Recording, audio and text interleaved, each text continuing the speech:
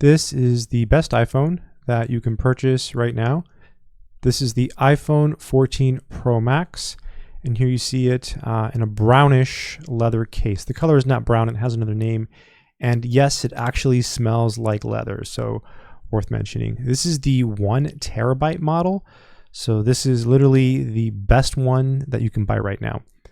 So this phone is not connected to any provider.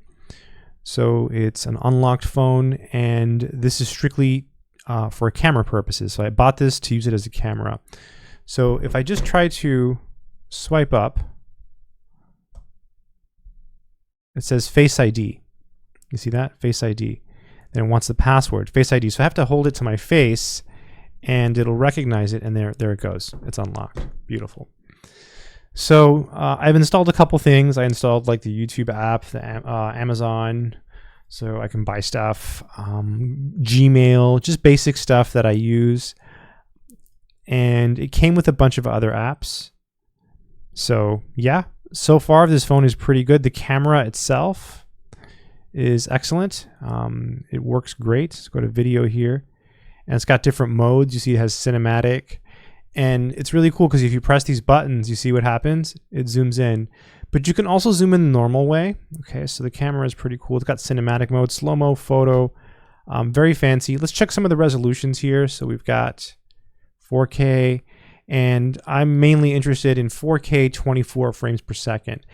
Now, if you're wondering why, that's what movies use, right? 4K 24 frames per second. And also, something else to keep in mind about that is other phones, like I believe like the Google Pixel 7 Pro, I don't think it has 4K 24 frames per second. So if you're shopping around and you're trying to decide between that one and this one, that could be a game changer. For me, it was. Because I did consider the Google Pixel. Another thing I didn't like about the Google Pixel, I'm not saying it's a bad phone, but I didn't have enough memory. I think the 7A can come with maybe 256 gigs. This has a full terabyte. Now, obviously, this is much more expensive, so you have to actually pay for all of that. But this is going to be basically my computer, so where I store everything. This has actually twice as much memory as my laptop does. So prior to this, I was using the iPhone SE 2nd edition, so this is like a really big upgrade, and I think it's worth it. So yeah, pretty cool stuff.